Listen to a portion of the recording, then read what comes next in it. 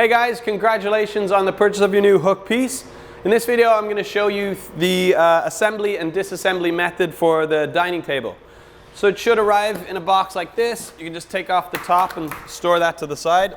Okay, so I'm going to show you the correct method to assemble and disassemble your dining table.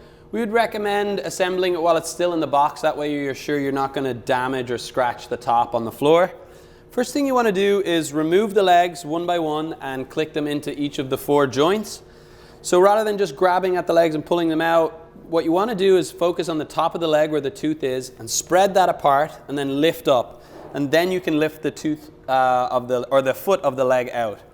It's important to do it in that order because you might damage the stoppers back here if you do it the other way. Then the next thing you want to do is click the leg into place. So you want to make sure that the tooth is facing outwards and then that the large part of the leg is facing inwards. You put the back of the leg in and then you simply just press forward and it locks into place. And then you just do that with the 4 or the 3 remaining legs. So I look at the top, I spread the tooth apart and I lift upwards and then I can lift the foot out. I put the back part of the leg towards the rear of the joint and I press forward and it locks into place. Do that here, lift up, take out the foot. Lock that in, and same here with the last one. Lift it up and take it out. And I put the back of the leg in and click it forward. And that's it. Okay, so now I'm going to take you through the disassembly and storage process for the dining table. As the dining table is pretty large, you might want to get someone's help to help you flip it over. But once you've flipped it over, first thing you want to do is remove the legs and click them back into the chassis.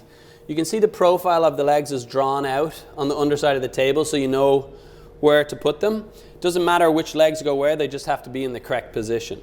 So the best way to get the leg out is to squeeze this flexible tooth inwards and then hinge the leg backwards. So I do that with 2 hands, squeeze it and then hinge it back and the leg just pops right out. And then I look at the profile here.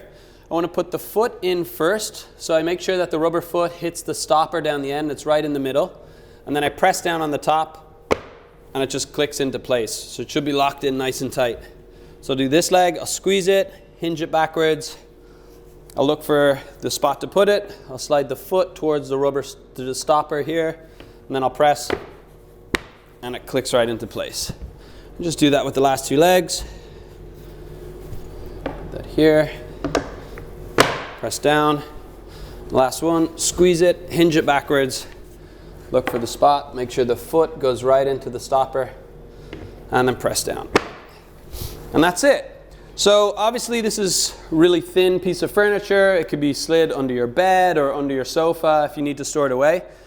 But it's also designed to hang on the wall, which is actually really handy. Can be stored in your garage or your hallway. But if you do want to hang this on the wall, perhaps in your garage or something, you just want to line the cleat up somewhere with this. And so I'll go over to the wall here. I'll line it up. I'll lift upwards until I feel it lock in. And then I know the 2 teeth have grabbed together and then it's safely hanging on the wall. Okay, thanks for watching.